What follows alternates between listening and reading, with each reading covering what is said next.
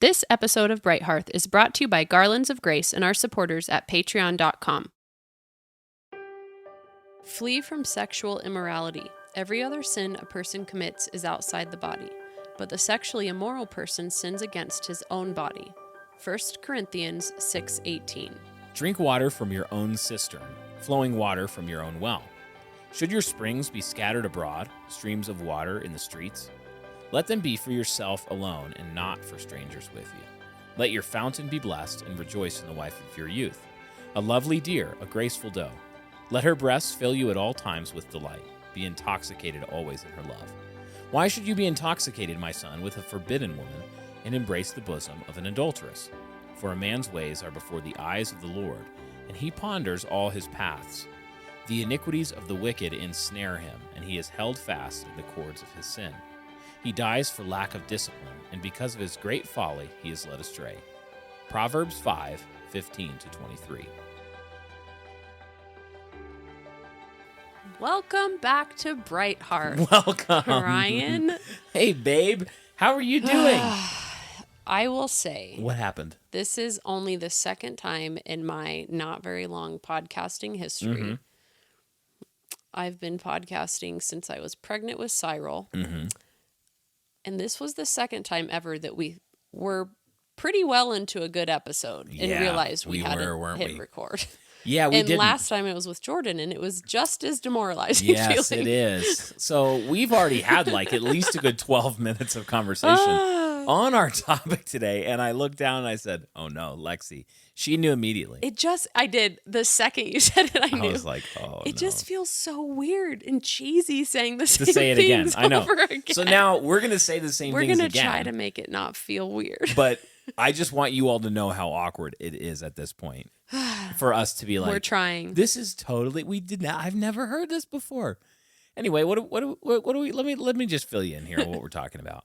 First of all, welcome back. We are glad to be here with you, even if My cupcake is delayed. Lexi's cupcake is now delayed by an extra 10 minutes. Today we're going to be talking about something that is kind of like going to be a regular feature here in this season, as we're talking about marriage as the heart of the productive Christian household. One of the things that you have to always be doing with anything worthwhile is pulling weeds. If you're gardening, you're going to be pulling weeds. If you're raising children, parenting, you're going to be pulling weeds. You have a good marriage, you're going to be pulling weeds, which, I mean, identifying those common garden variety sins that are always going to be trying to germinate in your marriage, frustrate fruitfulness, get in the way of beauty and goodness and truth and joy. And there are just perennial sins that are common to many marriages, to men and women everywhere because of our flesh and the world we live in. Different times and places will exacerbate, obviously, different sins and temptations. We're going to talk today about one of the biggest ones, which is sexual sin, pornography, sexual immorality, and how we can fight it in our marriages, why it's such a big deal, and that, why it's so important that we fight it in our marriages, and then practically how we might go about doing that. So maybe to start, it would be good to just recognize that our culture is absolutely pornified and awash in sexual sin. It's true. I know I've heard certain men at church talk about until a lot of the women started covering, head covering and taking modesty seriously. A lot of the husbands commented that they just didn't realize how pervasive it was. And and women have a big part to play in this whole pornography thing too. Feminists are totally okay selling themselves now. So yeah, we really have, I think, on two sides of this, because with sin, you always have different poles of sin. You have male versions of the sin and female versions of the sin. And obviously men and women can sin in the same, both men and women can be greedy, both men and women can lie, both men and women can lust. But everything we do as men and as women, or as boys and as girls. So everything we do is going to be flavored by our sexuality, by our sex realities, personalities, culture. And in the world of our modern culture, we have, on the one hand, an extremely pornified world where everything is sexual, hypersexual, where we have rampant pornography use by men, and we also have growing and rampant pornography use by women. But then we also have extreme immodesty. We have hookup culture where, it's very common for a woman to have 20 or 30 sexual partners or plus in even in her 20s. And we have this whole world now where you have like incels is the word, involuntary celibate is the word. And it's recognizing that there's even been shifts in the sexual marketplace and in the sexual realities of our culture. As our culture has thrown off Christian faith, we've reaped the whirlwind. And one of those things is that you have this phenomenon where some people are having less sex than ever, where they're, for example, young people are, a lot of them having less sex than ever, but then you have sex concentrated in, there'll be like the top 5% of men in terms of desirability to ladies who are attractive and maybe make a lot of money, who are sleeping with many, many different women, and women are going through these partners. And then there are lots of men who they can't get any partner at all. And then they're resorting to pornography and that kind of thing.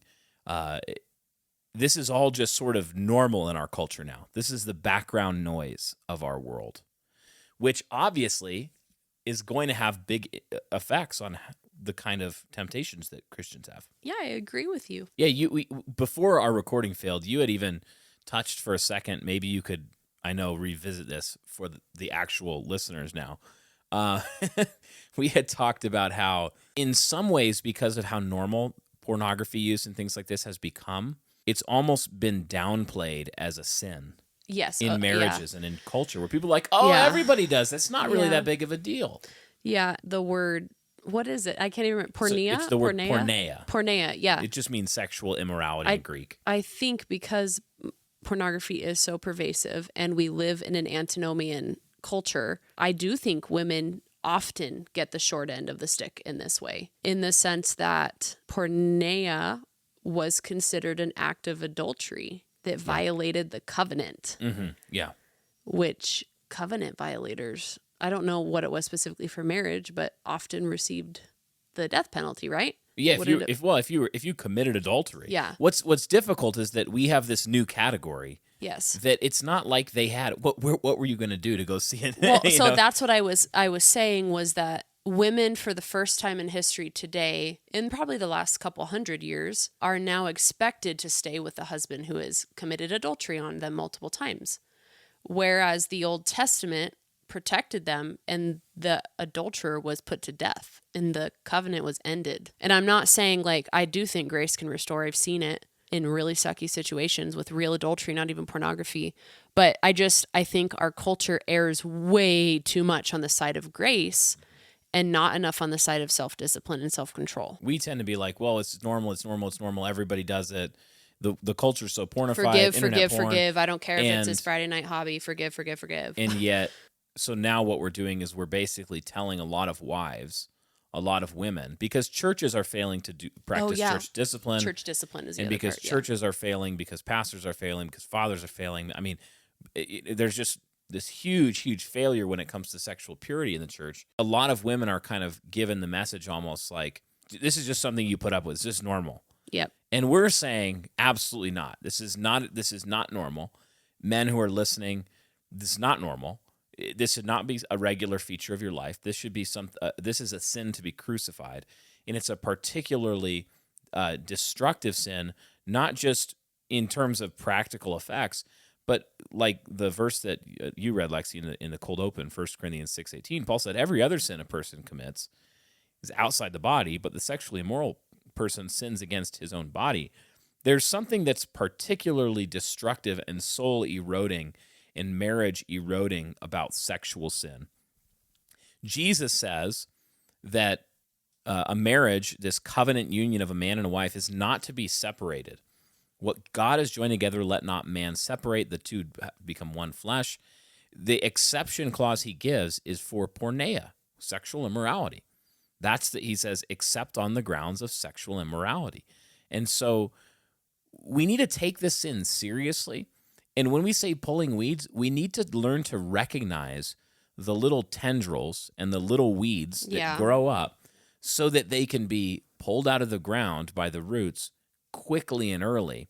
And so today what we wanted to talk about was how to build into our marriages this kind of weed pulling regularity, protection, keeping the ground fertile for the crops we want to grow, the joy and the fruits of the Spirit and the fruitfulness of Christian marriage, the joy, like the genuine fellowship and friendship and joy, and not the garden-destroying weeds of sexual sin.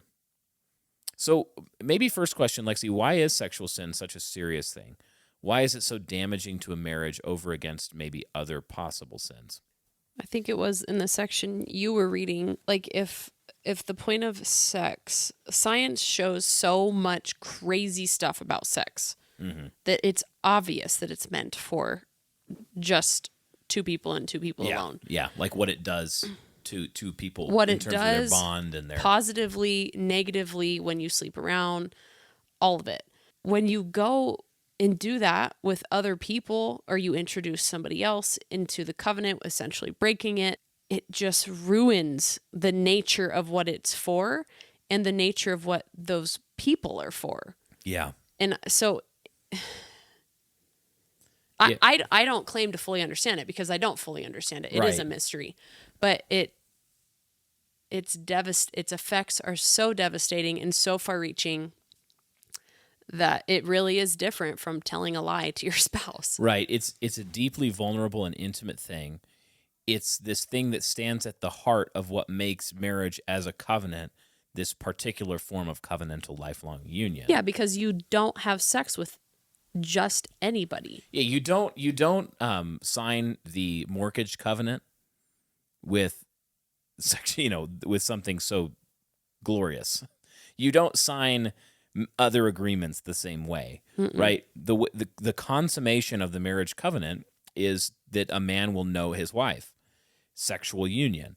And when you look at what God has built into this symbol, this physical three-dimensional parable symbol, there's fruitfulness there. It's literally where life is made, new human life is made.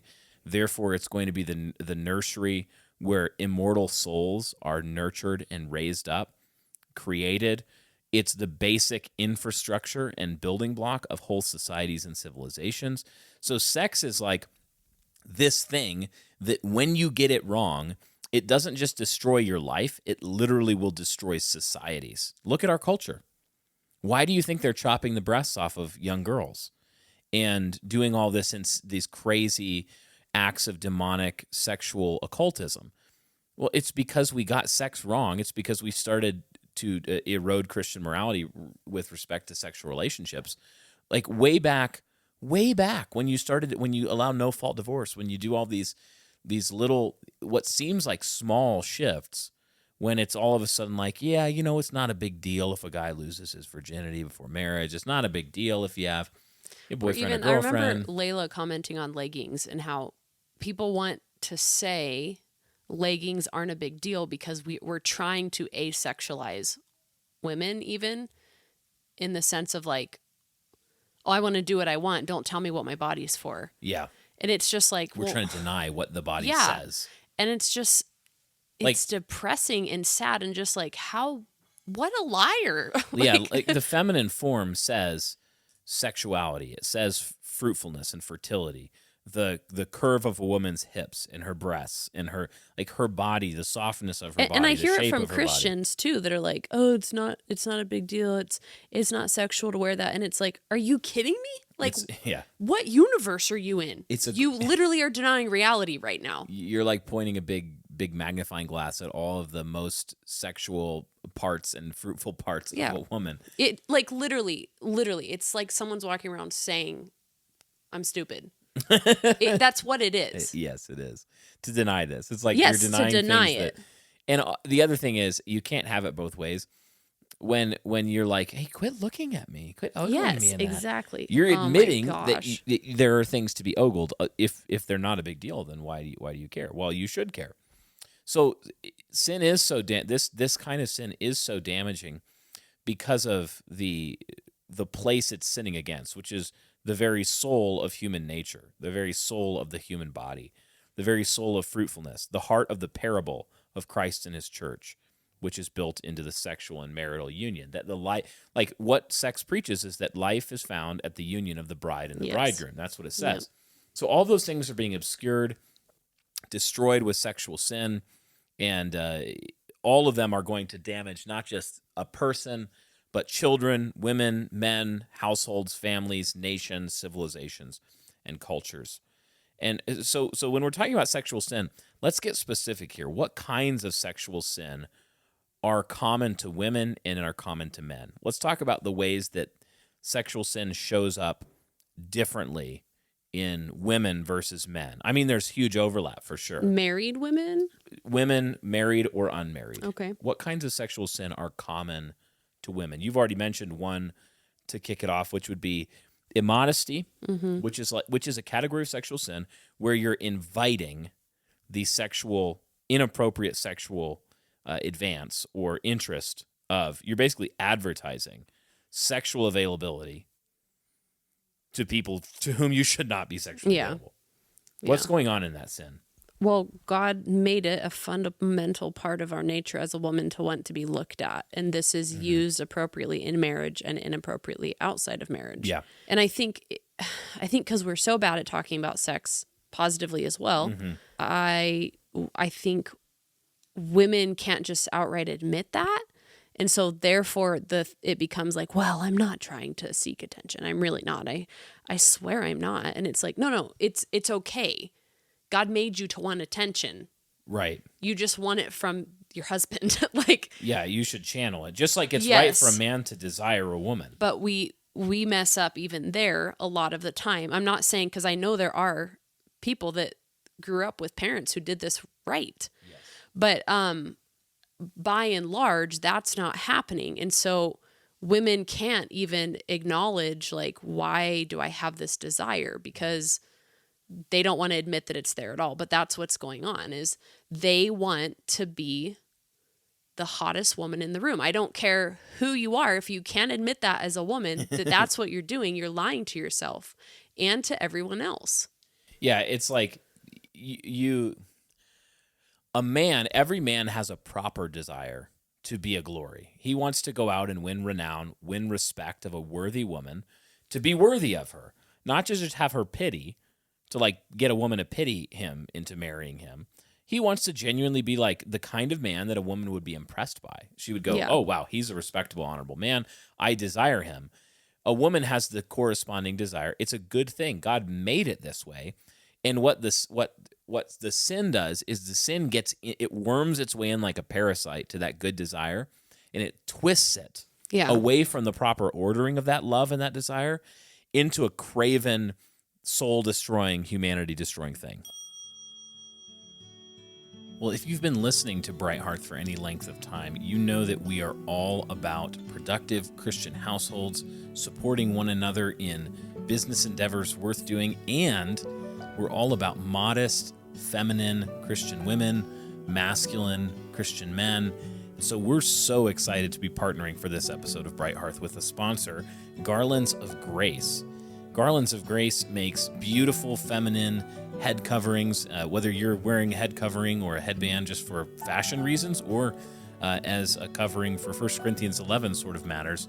We'd really commend them to you. And Lexy, we were just looking at their organics line. What do you think about that? It's very cute. They are very cute. They have a lot of floral prints, and I think it's really unique to find companies that are willing to even go the extra mile and use organic fabric. So yes, we know that our listeners are not just interested in getting the cheapest, quickest, flimsiest things they can get, but they want to get quality products made that are going to support Christian households. And so we would commend these ladies to you and their company. You can head to garlandsofgrace.com and you can see a huge variety of head coverings, head wraps. They have them for women as well as girls. And they also have those volumizers. What are those again? They help keep your head covering in place so it's not slipping off of your head. Yes. And if, Lexy is taking care of 5 children plus 1 in the womb on Sundays while I'm preaching and teaching and leading the service. So it is important that it's not slipping off of your head so easily when little people are kind of climbing and crawling over you. So that's been a help for you. Yep, I love it. Absolutely. Well, check it out there, garlandsofgrace.com. You can use the link in the description of this episode And you support our show when you support them. So thanks for listening, and now we'll get back to the episode. So in terms of sins common to women, sexual sins common to women, obviously immodesty is one. We've talked about it a lot. Our culture just does not really have a good view of the honor and glory of femininity. And so it kind of cheapens it, commodifies it, turns the female body into a currency to be traded in culture.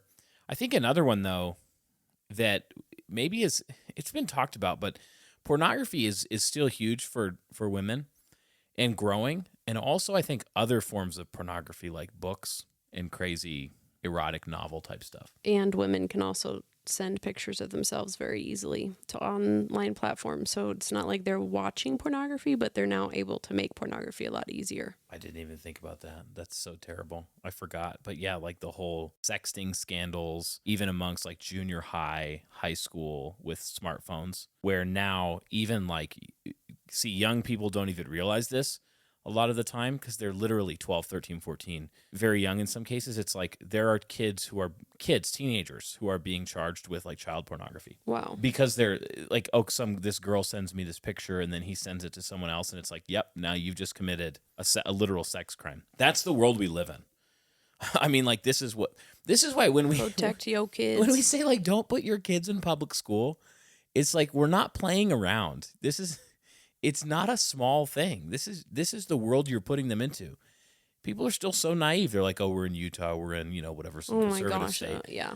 Oh, yeah, you have to be willing to have some balls if you're going to let your kids hang out with, like, non-Christian public school kids, too. Seriously, yeah. I mean, the kind of, like, the background cultural understanding of even things like sexual purity or of what constitutes pornography is also just insane. I think another side, though, I mean, even maybe getting closer to home in terms of married Christian women, there's definitely a sin of omission, a sexual sin of omission. Yeah, I was going to say withholding is an issue. Yeah, withholding, not being sexually open or sexually, and I mean with your husband, like sexually available, encouraging. I think we should save some of this for our actual positive conversation, but I do think that part of this is also a lack of positive instruction on what we just have, like general fear of what sex is, or maybe it's because the last couple generations relegated that to, what is that class in high school that they all home ec? No.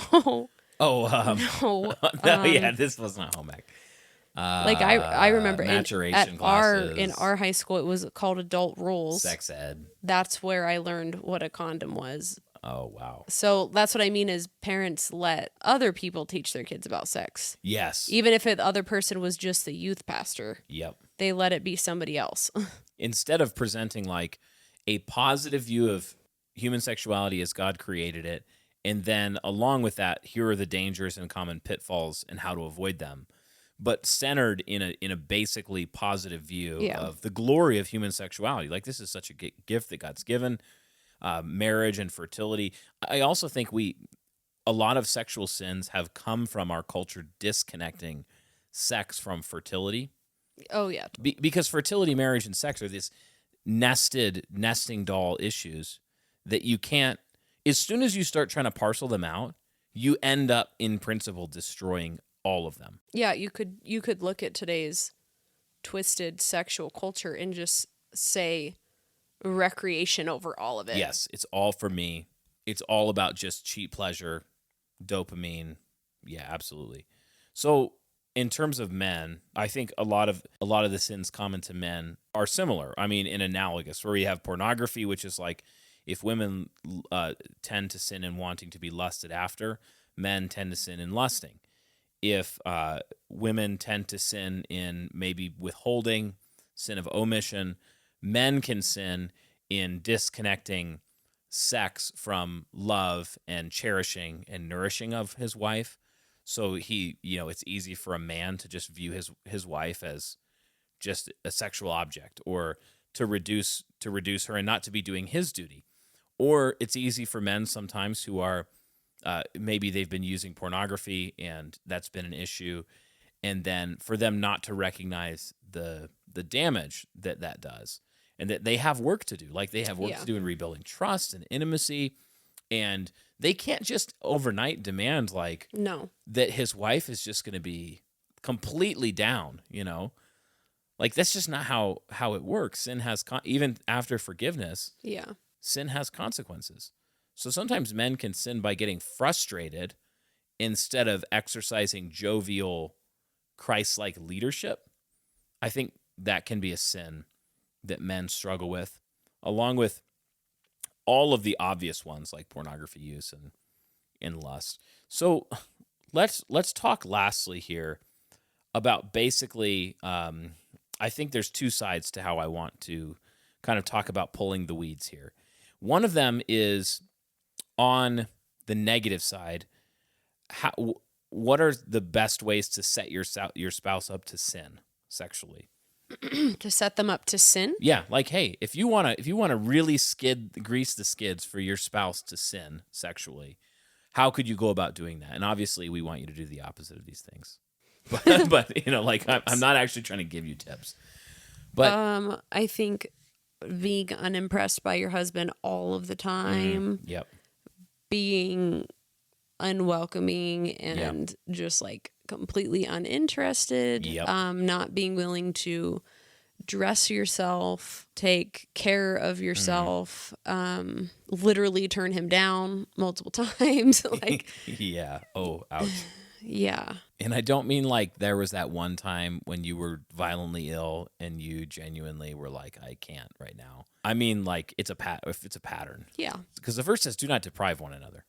And then when Paul's so straightforward and blue collar in that passage, he's like, except for a short time, and let it be a short time, and then come back together. Like if you can't joke with your spouse about those verses, there's probably a problem. Yes.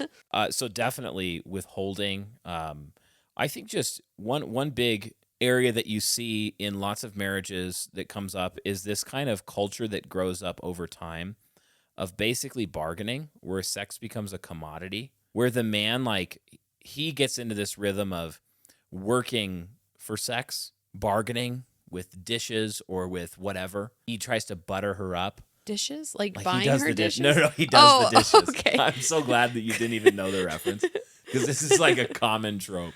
Okay. This is how little I've tried to bargain by doing the dishes, my friends. Actually, okay, never mind. I'm not even, never mind. But you know what I mean? Like and both sides can fall into this trap. Then she ends up feeling like he's not doing anything genuinely. Yeah, because he's just trying to get something. And he feels like she doesn't actually love him. She just wants him to earn it, you know? That literally is toxic to a sexual relationship. Yeah. It can't be earning. Especially as women get older and their hormones fluctuate, and it can become easier and easier for him to just appease her. Yes, appeasing shopping is the right word. sprees, weekends away. Cruises. Yeah. Like he just ends up doing whatever she wants. It's real, guys. It's real. Yeah, he walks on eggshells around her, never corrects his counseled a wife. lot of people. Yeah, there are lots of bitter old couples where the husband is a pushover and the wife is a nag. Well, and that's why I think it's important. Like, the first thing I didn't say was don't have sex with your husband. The first thing I said was don't be impressed by him, because as you guys do get older and your hormones do change, you ought to still be impressed by him. Yeah. Like there ought to still be that attraction there that is obvious that it's for your husband, your spouse, and nobody else. Yes. But also have sex into your 80s and 90s, please. Go for it. Absolutely go for it. I think also, and this can work in both directions, like withholding touch, like taking the time as a wife, especially to men are very much physical creatures. So if you might not even realize this, but like if a wife initiates touch with her husband, touching his arm, scratching his head, rubbing his shoulders. I actually think this is really important the other way too, because when you're a mom and you have children touching and wanting you all day, but your husband's only doing it when he's wanting to engage in sex with you, that can also feel like that's all he wants, like more taking instead of like, he holds my hand when we're walking places still. He scratches my head when we're watching a movie, like stuff like that. It can also feel just like taking. Yes, exactly. Like it should be. So it's withholding with the woman, but in both directions. Yeah. We should be initiating touch with each other. That's not just like when sex is happening all the time. Drive in the car, reach and grab her hand. Yeah, it should be obvious. You know, she's coming up behind you and putting her hand on your shoulder. He's initiating a hug before work, and not just a quick, but like looking in the eye, a hug before work, a kiss before work. These are important things. Please don't be the weirdo couple that has to make out wherever. Don't be that person. Let us be clear with our audience here. We are not telling you, because this is another thing. Our culture's gotten so casual and there's no sacredness as well, that like we're just, like wedding vows. We're like, I promise to make out with you all the time. I hate those. Burn them with fire. Don't do that. You should have appropriate boundaries where you're keeping a veil and a wall around your sexual intimacy, and you shouldn't be joking about sex flippantly. And there's things that I would openly. never say on a podcast that I would be willing to say in a one-on-one counseling Absolutely. situation. Yeah, we try to be pretty circumspect about what we say, and even in a future episode, we're going to talk more about sexual intimacy, and we're going to be pretty guarded about a lot of the specifics.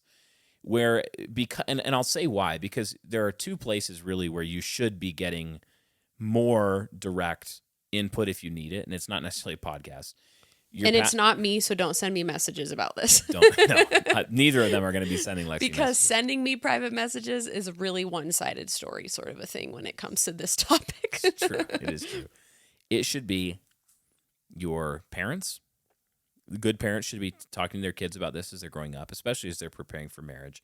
And also, if you have issues, you should be able to talk to your pastor about this. And I'm talking mainly like you and your husband should be able to ask your pastor questions, have private conversations that are more pastoral in nature, or with an older couple that is like that's what I was going to say. Equivalent relationship of mentoring. An older couple privately. where it's really obvious that they still like each other. And there's relationship there.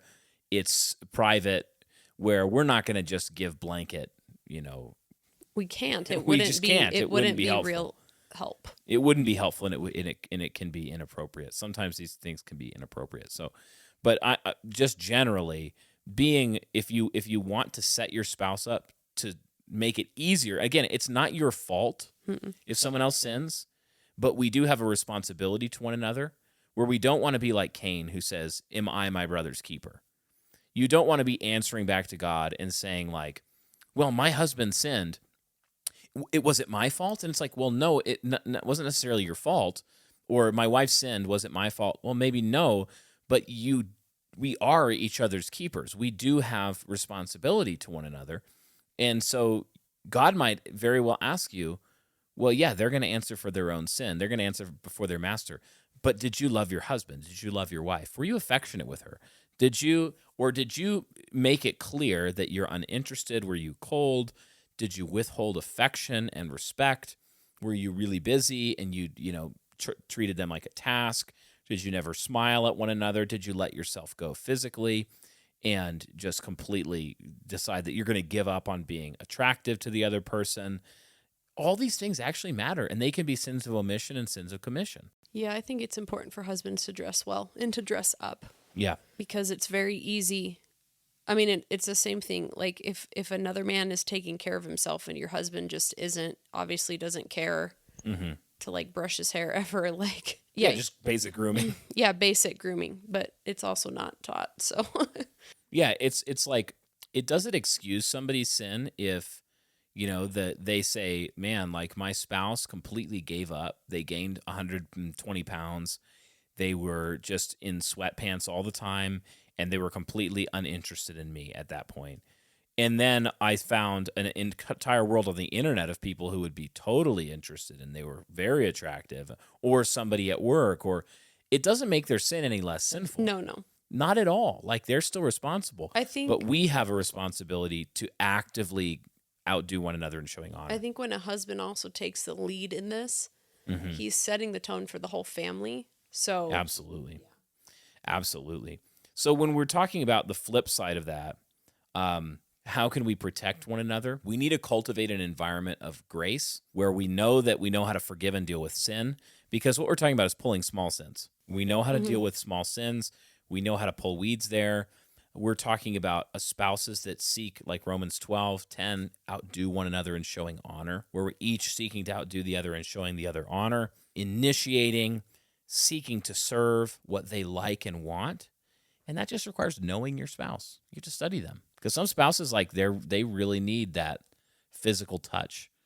Some spouses, they just really need you to know that you want to talk with them for 45 minutes. Yeah, and too, like, a husband being aware of a woman's season. Mm-hmm. Yes. Like, genuinely, So if you want her to be extra interested in you better be helping around the house.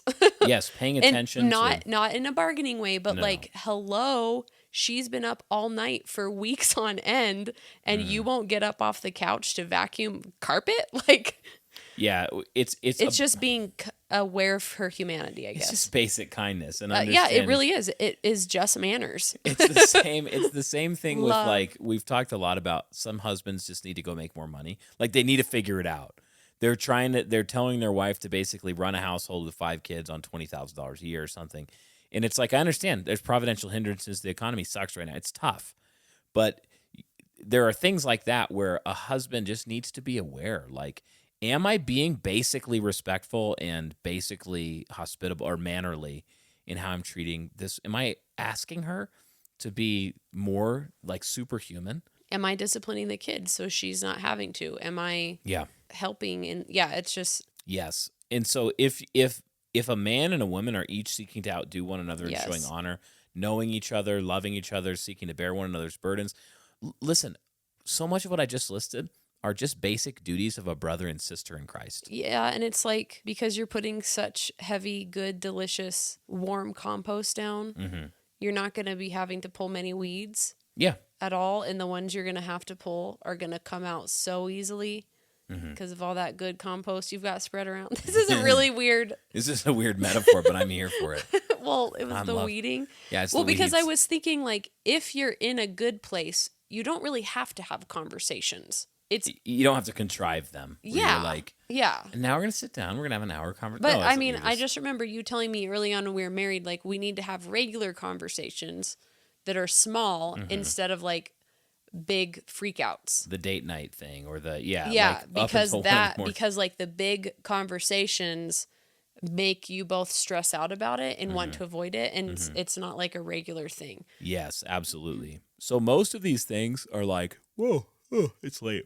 Most of these things are basic, building a foundation of basic Christian love. Yeah. And then on top of that, these very, very important intimacy, walled garden things where you're initiating physical touch. You're giving the eyes of love. You're smiling at one another. You are cultivating sexual interest in one another. We're going to talk about more of this stuff later, but you're saying you're trying to make it clear to your spouse with your verbal, nonverbal, all of it, all of your communication. You're trying to make it clear, I want to be your sole source of sexual satisfaction. A husband is trying to make that clear to his wife. A wife is trying to make that clear to her husband proactively. And when both are doing that, then the marriage bed will be a garden of delights. It won't be a burden. You know, there'll be all the normal difficulties, all the normal, frustrations. Those happen. We're in a fallen world, cursed world, hard seasons of life, lots of young kids for a lot of us. But if you're doing those basic things, basic Christian love, and then building on top of that, this friendship, marital intimacy, proactivity, like the thing is, that crowds out sexual sin. Well, and the natural overflow of that just is attraction to one another. Like, that's the funny thing about these people that just think you're an absolute monster online, and that you probably order me around all day and all night. They probably have that in their mind too, that I'm like, you guys have no idea how servant-hearted this person is. Like, you're stupid people. Oh, thanks, babe. I will say one other thing. What? A lot of people need to stop taking advice from single and unmarried people online about all of these Does this things. happen? Yes, on Twitter all the time. Really? There'll be arguments between that's... like 4 20-year-olds who are not married. I'm like, none of you guys know. Or there are a lot of those big accounts, like, which, I mean, he says good things a lot. Like the Carnivore Aurelius guy. Oh, yeah. Like, he's not married. I mean, he says a lot of true good things about marriage, but yeah, there are a lot of these big accounts that... Yeah, like, go ask your pastor. Ask, like you said, an older married couple that obviously likes each other. go ask them. Just be careful about who you take advice from. Yeah. And it just cracks me up. But anyway, I think that's about it, unless you had any final thoughts. No. Yeah. This second half of the podcast is the third attempt for us. That's so. right. That's right. So, you know what, guys? We hope that this was helpful to you because it was an uphill battle to get it recorded today. Hey, 2 quick things before you go. One of them is we'd love to have your support on the show, and you can do that in a couple ways. You can simply share it with your friends, leave us your most honest 5-star review, of course, wherever you're listening, or sign up for our Patreon channel. We have a channel there, patreon.com/brighthearth, and you can chip in a few bucks a month, get some good rewards, get access to our behind-the-scenes patron-exclusive podcast called In the Kitchen that we do just there on Patreon, and also help us continue to make this show possible, to put in the time and the work and the dollars for editing and all of that, for us to keep doing it. And also, you can support our sponsors. This episode was sponsored, as you've already heard, by Garlands of Grace, and we're thankful to partner with them. They make beautiful feminine apparel for head covering, and also whether for fashion or also head covering for 1 Corinthians 11 sort of reasons. And so we'd encourage you to check them out. There's a link in the description, and you support us by supporting them as well. So husbands, be thinking about that. I know Christmas is coming up. Get your wife, get your daughters a cute headband, head covering, and man, they'll look cute and feminine. So anyway, thanks for listening. May the Lord bless you and keep you and cause his face to shine upon you, give you great fruitfulness and joy and peace in your house. And we'll see you next time on Bright Hearth.